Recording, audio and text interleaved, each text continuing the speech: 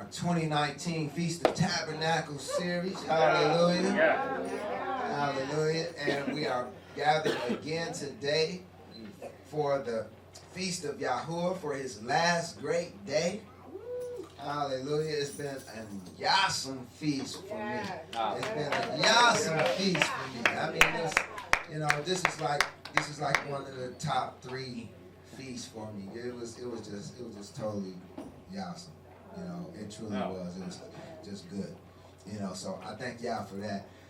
And so we're going to continue on with this series, and of course the series is about tabernacles. It's about us tabernacling in the wilderness, because tabernacles or Sukkot is all about the wilderness experience. And just like natural Israel of old had to go through a wilderness experience, so must we that make up spiritual Israel today go through a wilderness experience. And so, all those stations that they stopped at along the way have significance for us now today as we go through our spiritual wilderness. And so there were 42 stations that they went through, and 42 in scriptural numerics represent man's opposition to Elohim. And this is the proving ground, the testing or proving ground for Israel. And remember, Israel is Yisrael, man who wrestles with evil and with Elohim and prevails by holding on to Elohim. So we're going to learn through this series, the ways in which we wrestle with Elohim, but we're also going to learn how to hold on to him. Amen. Hallelujah. And not to mention how to wrestle and defeat the enemy. The evil one. Amen. Yeah. All right, so we closed out chapter 16 last time we were here. So we're going to pick it up with chapter 17. We had just we're leaving out the wilderness of sin. The wilderness of sin spoke to the wilderness of thorns, and we talked about how those thorns represents the cares of this world. Food, drink, clothing, shelter, etc. Riches and deceitfulness of riches, and so on and so forth, right? So we're leaving out of the wilderness of sin, and in the wilderness of sin, Yah's problem with us was our complaining, our murmuring, and so we're leaving up out of there, and we left up out of there, and so now we're journeying on. So verse 1 of Exodus 17 says, "And all the congregation of the children of Israel journeyed from the wilderness of sin after their journeys according to the commandment of Yahuwah, and pitched in Rephidim." They pitched in Rephidim, and there was no water for the people to drink. Now, I want you to know and understand that,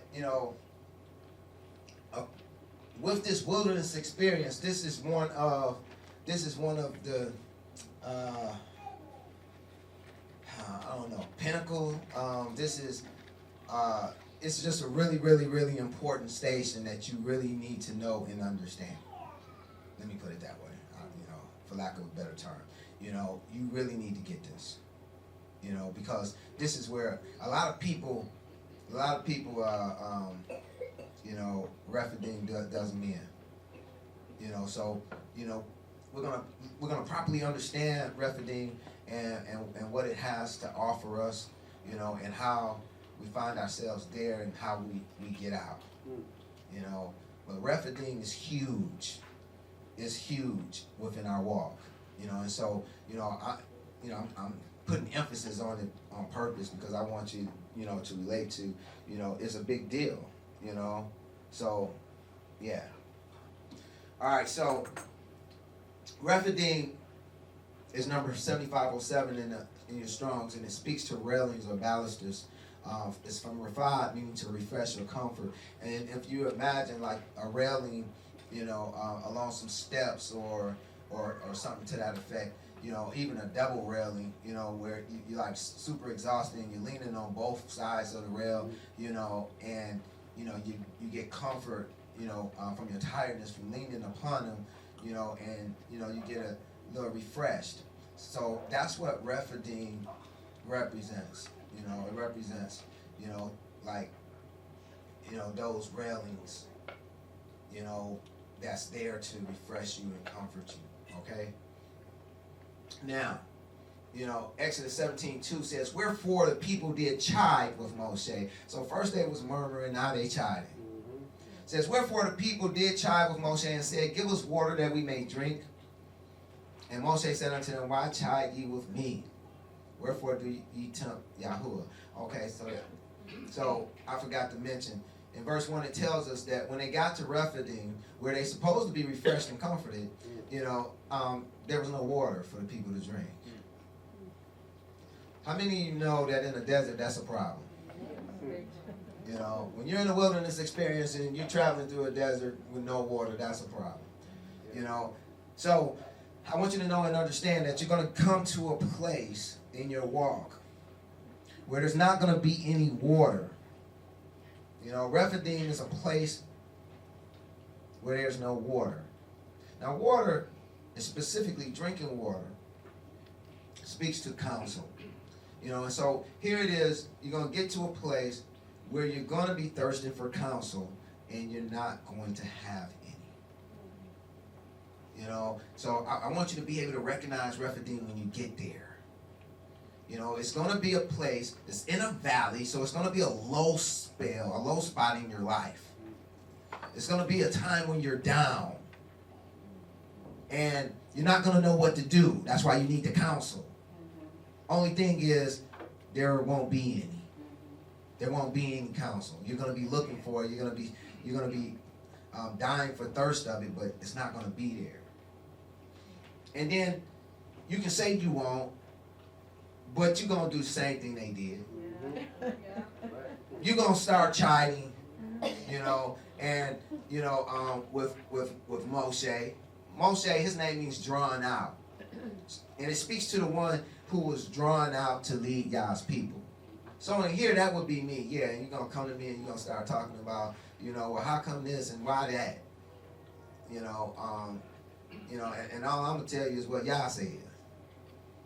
And then you're going to ask me why. I'm like, because he said it. That's his will. You know, you got to get that from him. I can only go that far. You know, now, it says the people did chide with Moshe and said, give us water that we may drink. You know, if it's not in the word, you know, I may not have nothing to tell you. And Moshe said unto them, why chide ye with me? Wherefore do ye tempt Yahuwah? Now we learned in chapter 16 that, you know, when they were murmuring, when they were murmuring with Moshe and Aaron, they wasn't really murmuring with them, they was murmuring with Yah. And so you have to understand that, you know, Yah's representatives are just that, his representatives. They're not him. You know, and, you know, they just do what he say. Now, this word chide is reeb or rube. Interesting. You know, because remember the definition of Israel. It means to toss. That is to grapple, to wrangle. You know, and remember we talked about the wilderness experience is going to be about wrestling with evil and with El, right? You know, and so here it is. There's some wrestling going on. They're chiding up in here. They reebing and rubing. You know, and so now verses 3 through 5 continues on and says, and the people thirsted there for water. And the people murmured against Moshe and said, wherefore is this that thou hast brought us up out of Mitzrayim to kill us, and our children and our cattle with thirst? We need to know what to do. And you're not telling us what to do. You know. And Moshe cried unto Yahuwah, saying, what shall I do unto this people? They be almost ready to stone me. And Yahuwah said unto Moshe, go on before the people, and take with thee of the elders of Israel, and thy rod wherewith thou smotest the river, take in thine hand and go. Okay, so Yah sends Moshe up ahead, right? You know, it says takes the elders with you. The elders represent Israel. You know, of course, Moshe represents the one that's drawn out that Yah is using to lead his people, right? The rod, interesting. You know, the rod speaks to a tribe. You Now the word occurs approximately 250 times, and 2/3 of the time it's actually translated as tribe. And it's translated as rod a lot too, but 2/3 of the time it's actually translated as tribe. And I want you to know that, because when you see the rod of Aaron, or the rod of Moshe, I want you to think the tribe of Aaron, or the family of Aaron, which of course speaks to the priesthood. Aaron's family was the priesthood. Amen? Amen. Okay, so now it says, go on with thy rod wherewith thou smotest the river. Now think about it. Now it's the rod he smotest the river. This is the rod that is going to be referred later to as Aaron's rod. And he smote the river, speaking about when he divided the Reed Sea. Remember what we said, the symbolism of the Reed Sea spoke to Scripture. Now, what tribe did Yah have to rightly divide the Scripture? It was the Levites, right? Aaron is a Levite. Can you see the connection?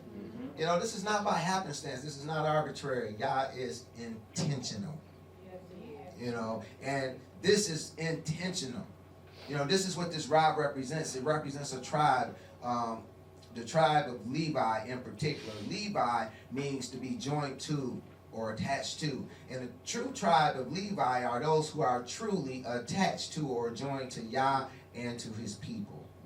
They're an intermediate. They're a mediator. They're a go-between. Okay? And they are the ones who was entrusted to smote the river, to rightly divide his word. Now he says, take it in thine hand and go. We're going to get into that a little later.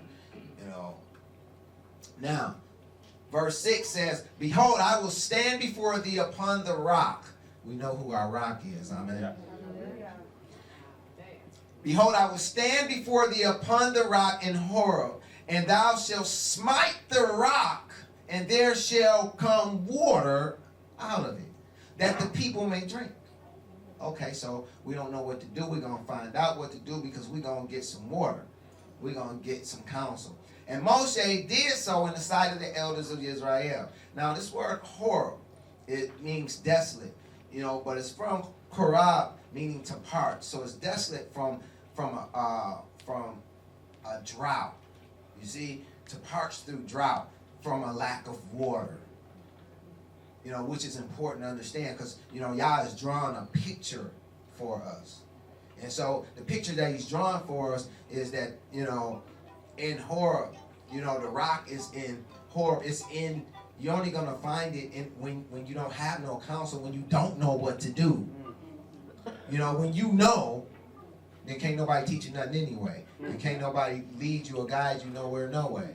So it comes in a time when you don't know. When you're indecisive, that represents your being parched through drought. You don't have no counsel. You don't know what to do. Okay? Now, it says that he's to smite the rock. This word smite is now called number 5221 in the Strong's. And it means to strike, but it also means to kill. Now, 25% of the time that this word is used to in some form or fashion of killing. So I want you to see that even way back in the Pentateuch, even way back in Exodus, was a prophecy concerning the crucifixion or the death of the Messiah. Because we know the Messiah is that rock. 1 Corinthians 10:4, it says, and did all drink the same spiritual drink, for they drank of that spiritual rock that followed them, and that rock was Mashiach. Yep. All right? So he's being told to smite the rock. Who's smiting the rock? Moshe, the one who was drawn out, who was from the tribe of who? Levi, which was the ones that was supposed to be attached to Yah and attached to the people, which was the tribe of the priestly tribe, right? Yeah. Who was responsible for crucifying our Messiah, for smiting our rock? It was the priest. Was it not Levi? Is this not a Is this not a prophecy concerning the death of our Messiah? Yeah. It absolutely is, if you have eyes to see. Now he says, when he smite the rock, then water shall come out, and we'll get that spiritual drink. Anybody thirsty? Let's see what the spiritual significance of this. When we go to Yochanan 7:37 through 39, it says, in the last day, that great day of the feast. Hey, that's the day, isn't it? Yeah. Yahushua stood and cried, saying, if any man thirst, let him come unto me and drink. He that believeth on me, as scripture hath said, out of his belly shall flow rivers of living water. But this spake he of the Ruach, which they that believe on him should receive, for the Ruach Kadesh was not yet given because Yahushua was not yet glorified. It wasn't given because the rock had not yet been smited. The rock hadn't been killed. That's why the water hadn't been released. But we know when the rock was smoked, then the water was released and it flowed. Amen? This was a prophecy concerning the death of our Messiah way back in Exodus. In the beginning of the book. This is why I keep trying to tell folks, you know, the whole book is in the first 3 chapters of Genesis, and then it just keeps repeating itself from different angles, you know, all the way throughout the Word. You know, so this is exactly, you know, what's going on. So now, this spiritual water is real important. You know, so now that you understand what that rock was and where the spiritual water come from, now we have to understand, you know, what it looked like. What does it look like, you know, for someone to drink that spiritual water today? Believers today drink from the Mashiach, that same rock of old. Natural Israel had a physical rock and drank physical water, and we, i.e. spiritual Israel, have a spiritual rock and drink spiritual water. So what we're going to do is we're going to consider an example of one drinking from this spiritual rock. You know, because it's imperative that we understand what this looked like so we know what it looked like in our lives. Amen? So we're going to take a little sidebar. You know, it's all non-alcoholic before you get excited. You know, you know, everything in the bar is virgin. All right, so let me have my first reader read Acts chapter 20, verse 16, then jump down to verses 22 through 24, then jump down to Acts, well, stop right there. It looks like I got something hidden there. Okay. For Paul had determined to sail by Ephesus because he would not spend the time in Asia. For he hasted, if it were possible for him, to be at Jerusalem the day of Pentecost. And now behold, I go bound in the Ruach unto Jerusalem, not knowing the things that shall befall me there, save that Ruach Kadesh witnesses in every city, saying that bonds and afflictions abide me. But none of these things move me, neither count I my life dear unto myself, so that I might finish my course with joy in the ministry which I have received of the Adonai Yahushua, to testify the gospel of the grace of Elohim. All right, hold on to the mic for a second. Okay, let's consider this for a minute. So here it is, we have Paul, right? You know, and it says he hasted, as if it were possible, to be at Jerusalem the day of Pentecost. Okay, so he's intending to go to Pentecost. And he continues on in verse 22, he says, I go bound in the Ruach unto Jerusalem, not knowing the things that shall befall me there. You know, but the Ruach Kadesh witnesses in every city, everywhere he goes on his way there, saying that bonds and afflictions is waiting for him there. But, you know, he's saying none of these things move me. You know, now, Acts 21:4 says, and finding disciples, we tarried there 7 days, who said to Paul through the Ruach that he should not go to Jerusalem. So the Ruach is telling them, don't go to Jerusalem. Can you see that? All right. And then Acts 21:10 through 12. Could you finish that out, please? And as we tarried there many days, there came down from Judea a certain prophet named Agabus. And when he was come unto us, he took Paul's girdle and bound his own hands and feet, and said, Thus saith Ruach Kodesh, so shall the Jews at Jerusalem bind the man that owneth this girdle, and shall deliver him into the hands of the Gentiles. And when we heard these things, both we and they of that place besought him not to go up to Jerusalem. All right, so now here it is. The Ruach HaKodesh, the Messiah, he has been smitten, right? And so the Ruach HaKodesh, that water from the rock is flowing. And here it is, it's flowing to Paul, and it's telling him that afflictions and bonds is waiting for him in Jerusalem. It's telling him that he should not go up to Jerusalem. It's sending prophets to him, telling him, that he shouldn't go up to Jerusalem. All his peers are telling him not to go up to Jerusalem. Everybody see that? Everybody reading the same thing I'm reading, right? Yep. Okay, so now we're going to reflect upon this for a moment, all right? Verse 16 of Acts 20 told us he hasted, if it were possible, to be at Jerusalem for the day of Pentecost. So all this is because he wanted to go to Jerusalem the day of Pentecost. Now, the question is, why was Paul hastening to get to Jerusalem to keep Pentecost? Isn't this the man that teaches Christians that Torah is done away with? And that we don't have to keep the feast anymore? For they were just a shadow of things to come? If this was so, and it's not, then why would he be hasting to keep something that was done away? Right. Especially when Ruach Kodesh is telling them in every city that bonds and afflictions await him there. Yeah. Not to mention, he was in the midst of doing the ministry Yahshua had given him. Yeah. There's two reasons. There's two reasons that he would do this. The first is found in Deuteronomy 16, 16, and 17. It says, 3 times in a year shall all males appear before Yahuwah thy Elohim in the place which he shall choose.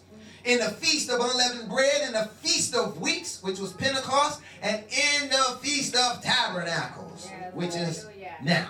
And they shall not appear before Yahuwah empty. Glory and honor to the Hallelujah.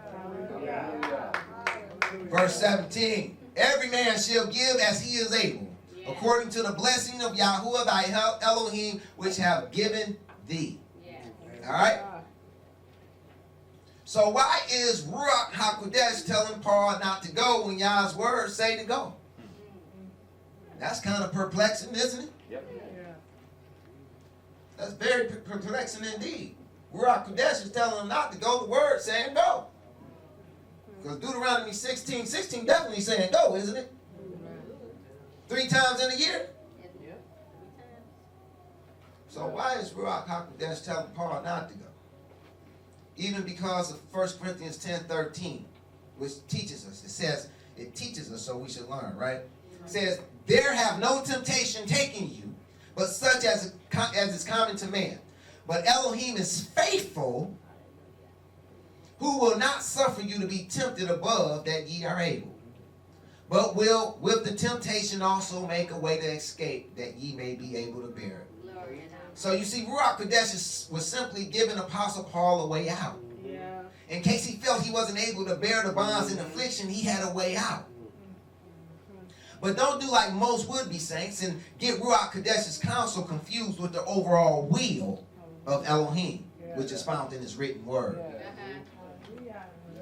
Sometimes, folks that, get confused with the Ruach HaKodesh's counsel, with that refreshing water, get it confused with the word of Elohim, which is Yah's overall will.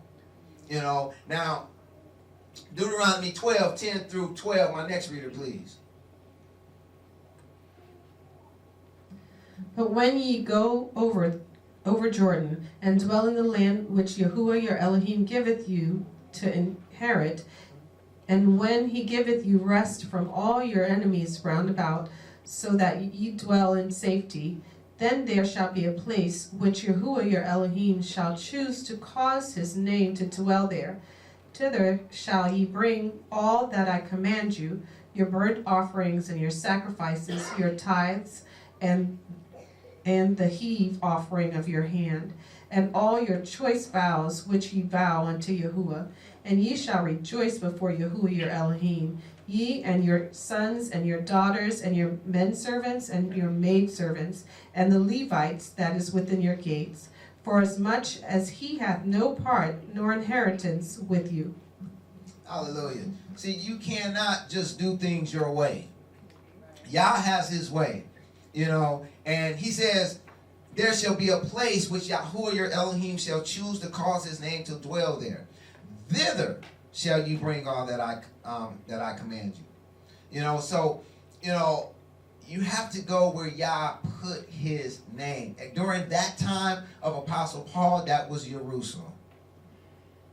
And that's where you were commanded to take your burnt offerings, your sacrifices, your tithes, your heave offerings of your hands, and all your choice vow which you vow to Yahuwah. You were to rejoice before Yahuwah where he has put his name. Ye and your sons and your daughters, your men servants, your maid servants, the Levite, you don't leave nobody at home. Amen? Amen. So the word is definitely saying that he had to go to Jerusalem, even though the Ruach HaKodesh was telling him he didn't. Ruach was giving him a way out. But he knew Yah's overall will was that he go.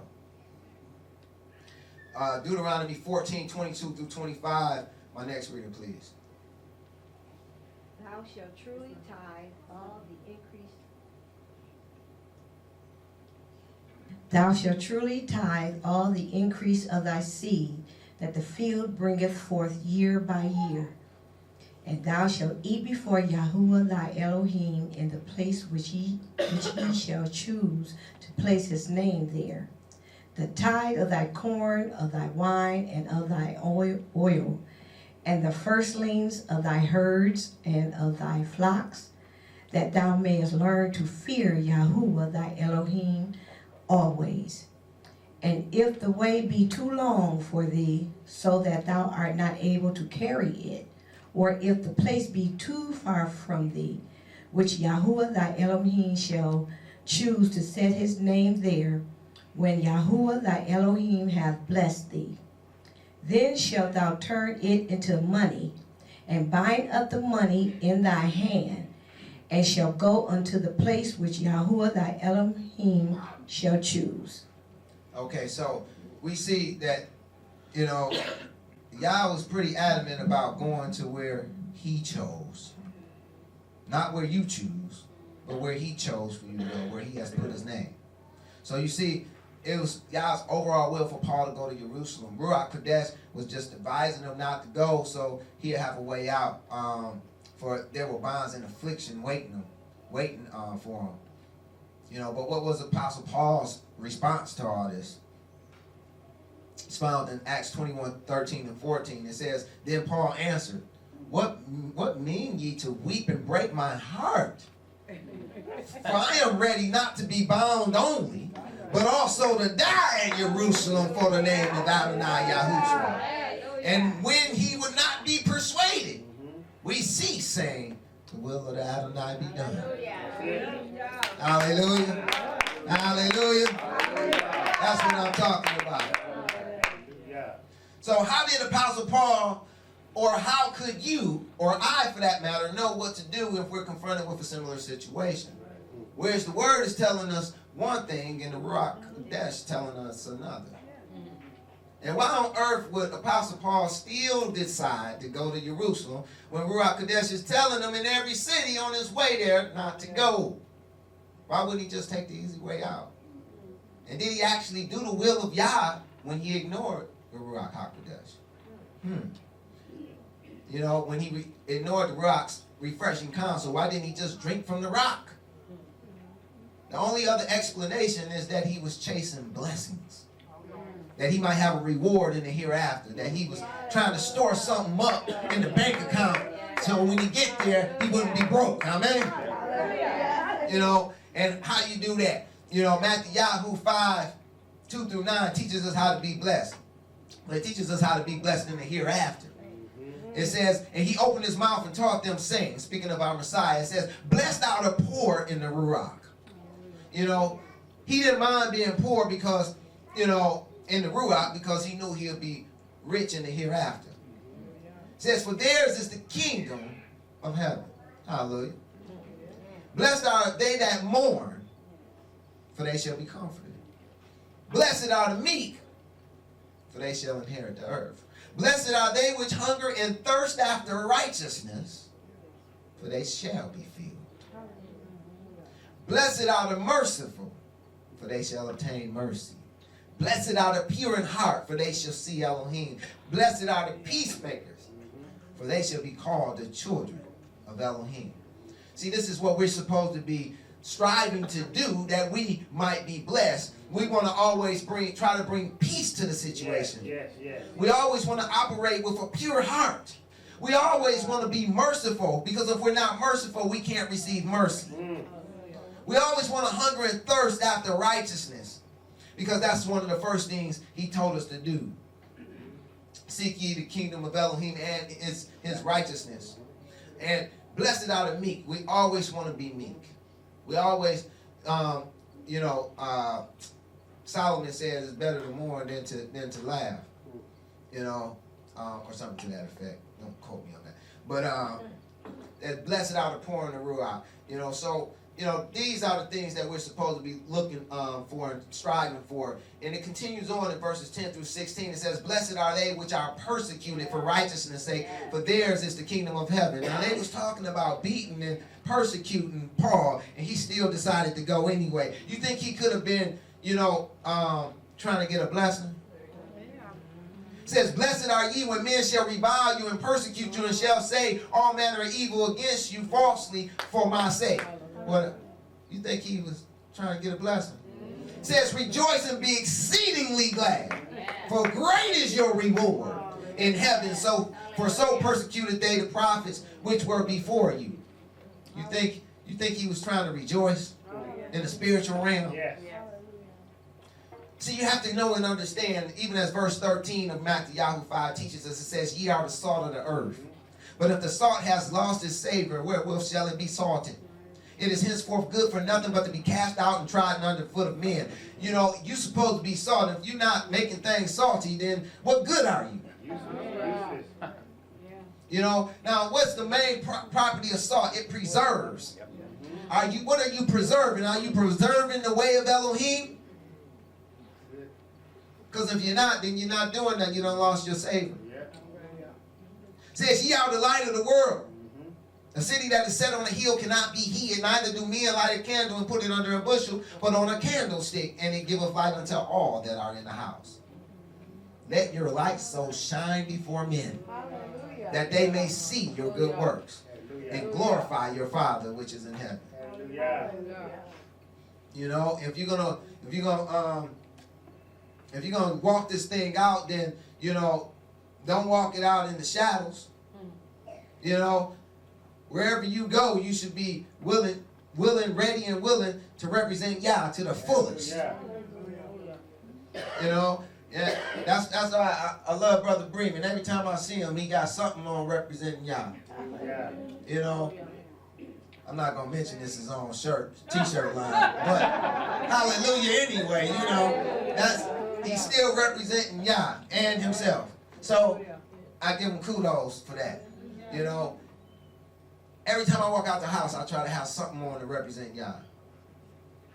So that someone can look and see something, that represents Yah, not me. Because I'm his servant. I'm all about him. He's not all about me. I'm all about him. I think a lot of people get it twisted. I think a lot of people think Yah is their servant. And they ATM machine. But that's a different chapter. Okay. This is how you can always know if what you're doing or about to do is in Yah's will. First of all, align it with these blessings and see if it falls within that. Second, then filter it through the word as a whole. And secondly, consider your motivation for doing the act. That is, what or whose sake are you doing it for? whose sake are you doing it for? Are you doing it for Yah's sake or your sake? You know, are you trying to get Yah the glory, or are you trying to get a little glory yourself? Or are you trying to get a 2-for-1? You know, I'm gonna get me and Yah some glory. So you always, if you're confused and you don't know, filter it through the word and then consider your motivation for doing what you're about to do. So whatever happened to Apostle Paul, and did he in fact do the right thing in ignoring Ruach Kadesh and going to Jerusalem anyhow, even after the Ruach told him not to? Well, let's see. Let me have my next reader read Acts 21, 15 through 18, and then jump down to verses 27 through 29, please. And after those days we took up our carriages and went up to Jerusalem. There went with us also certain of the disciples of Caesarea, and brought with them one Manasseh of Cyprus, an old disciple with whom we should lodge. And when we were come to Jerusalem, the brethren received us gladly. And the day following, Paul went in with us unto James, and all the elders were present. And when the 7 days were almost ended, the Jews which were of Asia, when they saw him in the temple, stirred up all the people, and laid hands on him, crying out, Men of Israel, help! This is the man that teacheth all men everywhere against the people, and the law, and this place.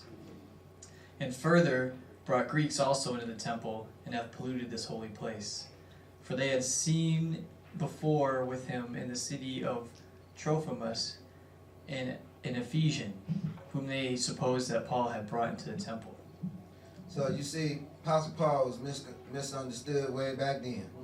And nothing changed now today. Nothing. You know, so, but we do see Apostle Paul did in fact go to Jerusalem. He did in fact disobey Ruach Kadesh. You know, and while he was there, you know, sure enough, when folks saw him, they stirred up all the people and laid hands on him. You know, my next reading verses 30 through 36. Let's see what else happened. And all the city was moved, and the people ran together, and they took Shaul and drew him out of the temple, and forthwith the doors were shut. And as they went about to kill him, tidings came unto the chief captain of the band that all Jerusalem was in an uproar, who immediately took soldiers and centurions and ran down unto them. And when they saw the chief captain and the soldiers, they left beating of Shaul. Then the chief captain came near and took him and commanded him to be bound with 2 chains, and demanded who he was and what he had done. And some cried one thing, some another, among the multitude. And when he could not know the certainty for the tumult, he commanded him to be carried into the castle. And when he came upon the stairs, so it was, that he was borne of the soldiers for the violence of the people. For the multitude of the people followed after, crying, Away with him. Hallelujah. Hallelujah. Okay, so they took Paul and drew him out of the temple. And they went about to kill him. You know, now we see why they told him not to go.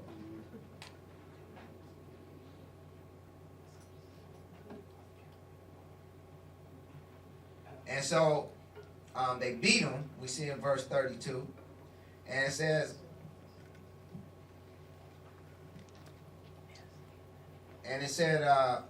okay, they left beating him, so they beat him. And they bound him with 2 chains, and they carried him into the castle. For the multitude of people followed after, crying, Away with him.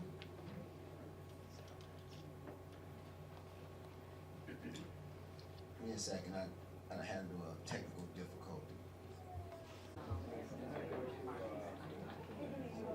All right, so here it is. Ruach Kadesh told Paul not to go. Paul went anyway.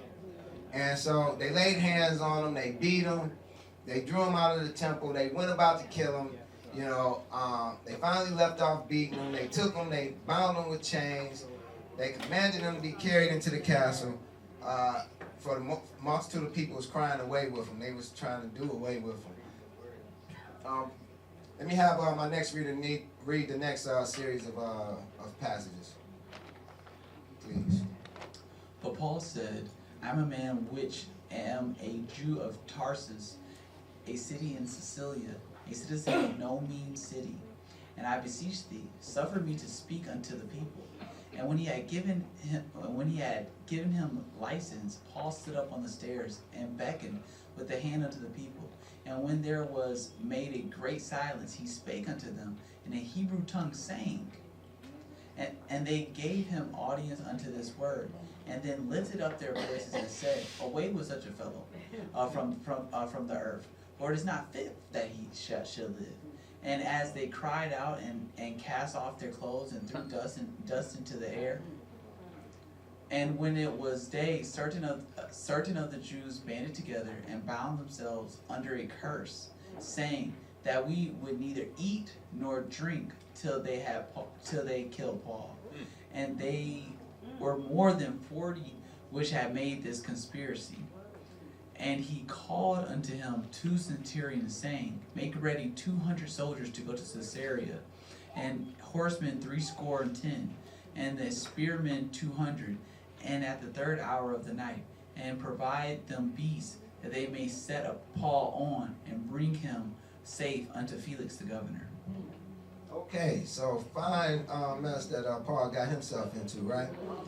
So he disobeyed the Ruach HaKodesh, and he got there, he got drawn out of the temple, he got beat, he got chained, he's in prison, so before they totally lock him away, he asked to speak to the people. He speak to them in their Hebrew tongue, and so he got their respect, and they listened to him. But after he got finished talking, they said it's not fit that he should live. So that wasn't good. Y'all, man, folks can be cruel, can't they? And then they entered into a conspiracy. Over 40 of them entered into a conspiracy and said they gonna fast till and they're not gonna eat till he did. Man.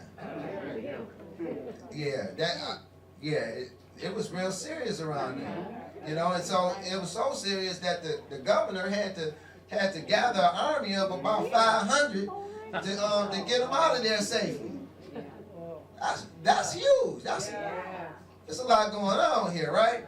So again, I ask, was it Yah's will for Apostle Paul to go through all that? Because, us saints, we're going to go through some stuff if we walk this thing out, right? But was it Yah's will for Paul to go through all that? When he could have just drank the water from the rock? That is, listened to the Ruach HaKodesh and not have went to Jerusalem for Pentecost? But instead could have still been doing the ministry Yahshua had given him concerning the Gentiles. So what are we called to be? Some type of masochist? Are we always to choose to drink the cup of affliction over the refreshing waters of the rock? What is Scripture telling us? Acts 16, 6-10 says, Now when they had gone through Phrygia, the region of Galatia, and were forbidden of Ruach Kodesh to preach the word in Asia. Now this is speaking about Paul and his crew. And so what we're trying to answer is, are we called to be some type of masochist? Are we always to choose to drink the cup of affliction over the refreshing waters of the rock? And so we're looking at some times when Paul, some other times when the Ruach spoke to Paul, to see if this is a pattern. Okay, now it says, and we were forbidden of the Ruach to preach the word in Asia. Then verse 7 says, after they were come to Mysia, that they essayed to go to Bithynia, but the Ruach suffered them not. And they, passing by Mysia, came down to Troas, and a vision appeared to Paul in the night. There stood a man of Macedonia and prayed him, saying, Come over into Macedonia and help us. And after that he had seen a vision, immediately we endeavored to go to Macedonia, assuredly gathering that the Adonai had called us for to preach the gospel unto them. Was that right? Okay. Here's another time Paul actually drank of the rock and refreshed himself with the counsel of the Ruach Kodesh. Acts 18, 9-11 says, Then spake the Adonai to Paul in the night vision, Be not afraid, but speak, and hold not thy peace. For I am with thee, and no man shall set on thee to hurt thee. For I have much people in this city. And he continued there 1 year and 6 months teaching the word of Elohim among them. So he listened that time too, right? So the answer is no. We're not called to be masochists. Even though we are called to suffer. Don't get it twisted. But unlike the masochists, we don't like it. We don't like to suffer. You know. Now, back to our other question concerning, did Apostle Paul do the right thing in ignoring Ruach Kodesh and going to Jerusalem? Well, Acts 23:11 gives us the answer to that. It says, in the night following, the Adonai stood by him and said, be of good cheer, Paul. For as thou hast testified of me in Jerusalem, so must thou bear witness also at Rome. We see here that Yah was in fact pleased with Paul, even though he had disobeyed the Ruach Kodesh and all his people. Can you see that? Everybody saw that, right? That was in black and white, red and white, and purple and white, right? So I'm just going to say Selah. So you see, there's times when Paul drank of the rock, and there were times when he didn't, because he knew the overall will of Elohim, and he understood that the Ruach was giving him a way out. You know, but he knew the overall will of Elohim. Again, we're called to suffer in this life, but we're in a spiritual wilderness. Remember, a wilderness is a place that normally is uninhabitable, but Yah. That's the way this life is supposed to be in Yahshua. Impossible, but Yah. It's supposed to be impossible without Yah. So if it's too easy, then say lie. Because it's supposed to be a challenge. So what is it supposed to look like? We can go to scripture and find what it's supposed to look like. In 1 Corinthians 4, 9 through 14, it teaches us what it looks like, at least for the leaders of the body. It says, for I think that Elohim have set forth us the apostles last, as it were appointed to death. For we are made a spectacle unto the world, and to angels and to men. We are fools for Mashiach's sake. But ye are wise in Mashiach. We are weak, but ye are strong. Ye are honorable, but we are despised. Even unto this present hour, we both hunger and thirst, and are naked, and are buffeted, and have no certain dwelling place. And labor, working with our hands, being reviled, we bless. Being persecuted, we suffer it. Being defamed, we entreat. That is, we pray for them. We are made as the filth of the world, and are the offscouring of all things unto this day. I write not these things to shame you, but as my beloved sons, I warn you. You know, so I know in this day and time, there's a lot of pretty pictures being painted about, you know, being a follower of Yahshua. And it is a beautiful picture in the end, but it's not all chuckles and giggles. And you have to understand that. You know, I'm going to give it to you straight, no chasing. It's not all chuckles and giggles. It's not, you know, what's being purported. So, now, that was them drinking. We seen Paul drinking the water that came from the spiritual rock and refusing to drink the water from the spiritual rock.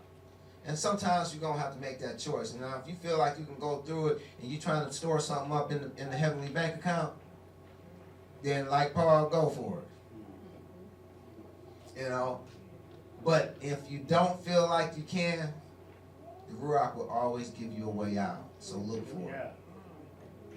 Exodus 17, 6 and 7. Behold, I will stand before thee there upon the rock in Horeb, and thou shalt smite the rock, and there shall come water out of it, and the people may drink. And Moshe did so in the sight of the elders of Israel, and he called the name of the place Massah and Meribah, because of the chiding of the children of Israel, and because they tempted Yahuwah, saying, is Yahuwah among us or not?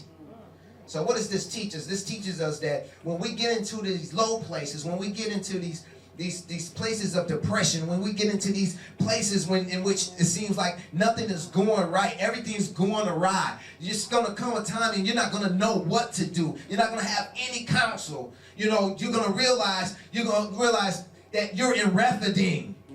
You're in a place where you desperately need some water. You're dying of thirst because you don't know what to do. Don't do nothing. Don't do nothing. Just wait. Because if you wait long enough, Yah will bring water from a rock. If you wait long enough, you'll get water from the rock.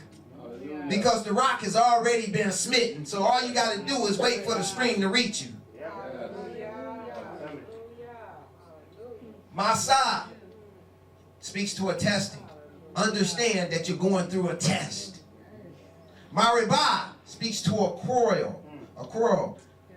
Do not quarrel with Yah. Hallelujah.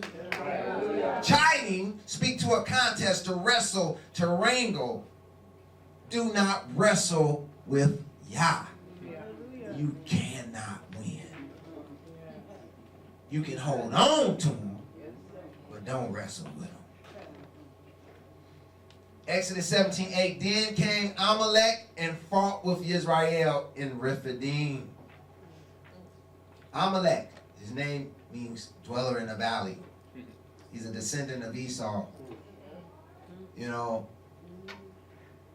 Now, I want you to understand that in the wilderness, first Deuteronomy 1:31 says, in the wilderness where thou hast seen how that Yahuwah thy Elohim bare thee as a man doeth bear his son, in all the way that ye went until ye came unto this place. Now, so what does this teach us? It teaches us that Yahuwah deals with us as his son, as his very own child. Amen?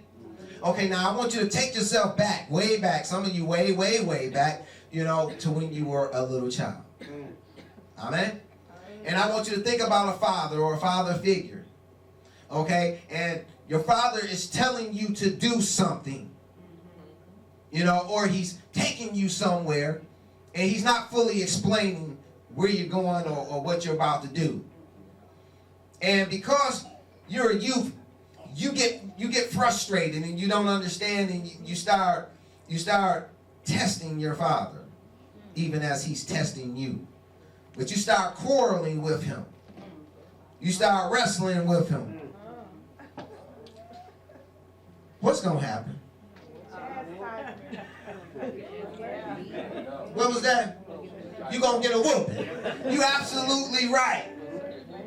And when we talking about our spiritual father, how he whoop us is with the hand of the wicked. And this is why you see it says, then came Amalek and fought with Israel. Because y'all said, oh, I'm trying to test you, you want to test me? You want to quarrel with me? You want to wrestle with me? I'm going to give you someone to wrestle with. I'm going to give you something to quarrel about. That like my parents used to tell me, keep on crying. I'm going to give you something to cry about.